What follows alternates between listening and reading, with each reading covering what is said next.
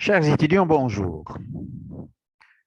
Je vais vous présenter un cours qui porte principalement sur un point de langue très important, qui est celui de la grammaire du texte et qui est aussi en relation directe avec le cours précédent, celui de la grammaire de la phrase. Ainsi, je cherche à développer chez vous une compétence et qui consiste à comprendre le fonctionnement d'un texte à la lumière des organisateurs textuels. À cet effet, la grammaire du texte, c'est l'étude de la construction et du fonctionnement des textes et qui représente les traces visibles de l'activité du discours à travers lesquelles nous examinons tout ce qui assure la structuration, c'est-à-dire l'organisation, la cohérence et l'évolution d'un texte. En ce qui concerne la cohérence textuelle, qui peut être implicite le cas échéant la ponctuation ou explicite le cas échéant les marqueurs et organisateurs textuels, elle a trait à l'efficacité de la communication textuelle. Cela veut dire que toutes les idées doivent renvoyer au même sujet, c'est ce qu'on appelle l'unité thématique, mais aussi il faut qu'il y ait dans le texte des mots et des groupes de mots qui reprennent ce qui a été évoqué précédemment, reprise donc d'informations ou anaphores, et afin d'éviter les redites inutiles, les répétitions, les redondances, chaque nouvelle phrase doit apporter de nouvelles informations qui soient en relation avec la précédente et la suivante, ce qu'on appelle l'évolution de l'information et l'évitement des contradictions. Cette évolution se réalise grâce à des outils appelés communément les connecteurs ou marqueurs de relation. Qu'est-ce qu'un organisateur textuel? En fait, il s'agit d'un mot ou ensemble de mots ou carrément une phrase qui montre l'articulation d'un texte ou la connexion d'un texte en distinguant les passerelles ou les passages entre les paragraphes en mettant l'accent sur l'ordre et l'évolution des idées ou des arguments. Plus encore, les organisateurs textuels sont des éléments inévitables pour préserver l'unité d'un texte et sa cohérence. Entre autres choses, ils ont pour vocation d'orienter le lecteur du début jusqu'à la fin de la même chaîne textuelle. Cela ne veut pas dire que tous les textes comprennent des organisateurs textuels. Il y a certains scripteurs qui écrivent sans pour autant recourir à ces éléments de la langue pour fluidifier le texte. Et cela, bien évidemment, demande une compétence discursive à part entière. Ce que le marqueur organisationnel veut dire. Les marqueurs organisationnels sont des repères qui permettent au lecteur de comprendre facilement la structure du texte, son genre, son but. Ils font référence aux items suivants. Le surtitre, c'est un titre d'importance secondaire situé au-dessus d'un titre principal d'un article. Le titre, il incite à lire le texte et il est le principal révélateur de son contenu.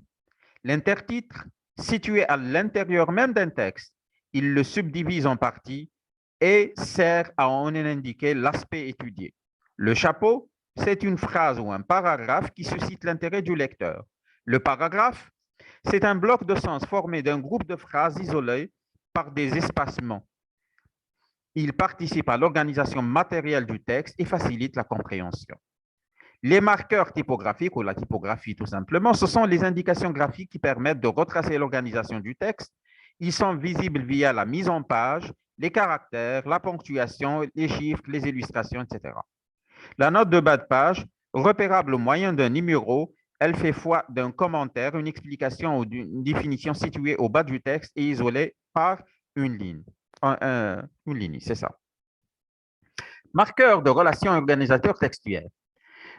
Il est évident que lorsque la fonction des marqueurs de relation empiète sur l'enchaînement des phrases et tend à structurer l'information en distinguant les transitions entre les blocs de sens d'un texte, c'est-à-dire les paragraphes, ils occupent, à l'image de certains autres mots, ensemble de mots ou phrases, la fonction d'organisateur textuel. C'est toute la différence qu'il y a entre marqueurs de relation et organisateurs textuels. Les marqueurs de relation usurpent assez souvent le rôle d'organisateurs textuels dans des textes à dominante argumentative. Mouvement des organisateurs textuels.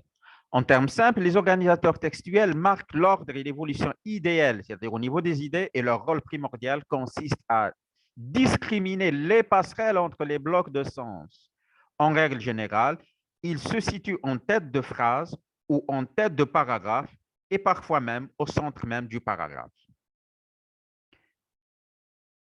La nature de la transition reflète en réalité le sens ciblé par l'organisateur textuel. Avec le temps, l'espace, le lieu, l'ordre, la succession, la justification, le classement ou la hiérarchisation, l'opposition, la concession, la conclusion, la synthèse. Si on fera donc une illustration des organisateurs textuels et des transitions qu'ils opèrent généralement. Nous avons donc quelques organisateurs textuels qui sont semblables à ceux qu'on a vus pour dans la grammaire de la phrase, puis ensuite, le lendemain, quelques mois plus tard, depuis ce jour-là, de nos jours, une date quelconque, il y a de cela très longtemps, qui exprime le temps. Vous avez l'espace ou le lieu à côté, en bas, au bord de la rivière, un peu plus loin, de l'autre côté, plus au nord, en haut, derrière, etc. En ce qui concerne l'énumération, l'ordre ou la succession, vous avez d'abord, dans un premier temps, en premier lieu, premièrement, pour commencer, d'entrée de jeu, d'emblée, ensuite, deuxièmement, d'une part, d'autre part, etc. Pour l'explication ou la justification, vous avez ainsi, autrement dit, en d'autres termes, car en fait, en effet, c'est pourquoi, c'est-à-dire, en d'autres mots, pour cette raison, puisque, parce que, etc. La hiérarchisation ou le classement, vous avez surtout, essentiellement, par-dessus tout, l'opposition et la concession, vous avez pourtant, cependant, bien sûr, quand même, au contraire, à contrario, il y a certaines expressions d'origine latine.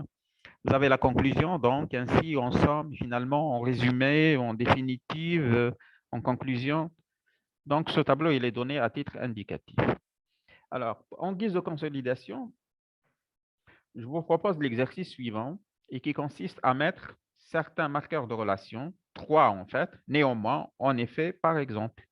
Alors, vous avez un petit texte ici, je le lis. Aujourd'hui, tout le monde ou presque est pour l'écologie, du moins dans nos sociétés. La protection de l'environnement est une préoccupation de pays riches, contrairement au tiers-monde obligé de donner la priorité au développement. L'écologie connaît de sérieuses dérives, la protection des animaux. En son nom, on arrive à des aberrations. Si vous êtes incapable d'y répondre, je vais vous aider. Donc, je vais vous dire, aujourd'hui, tout le monde ou presque est pour l'écologie. Ça, c'est l'accroche. Du moins dans nos sociétés. En effet, la protection de l'environnement est une préoccupation de pays riches, contrairement au tiers-monde obligé de donner la priorité au développement. Néanmoins, l'écologie connaît de sérieuses dérives. Par exemple, la protection des animaux. En son nom, on arrive à des aberrations. Merci de votre écoute et de votre attention.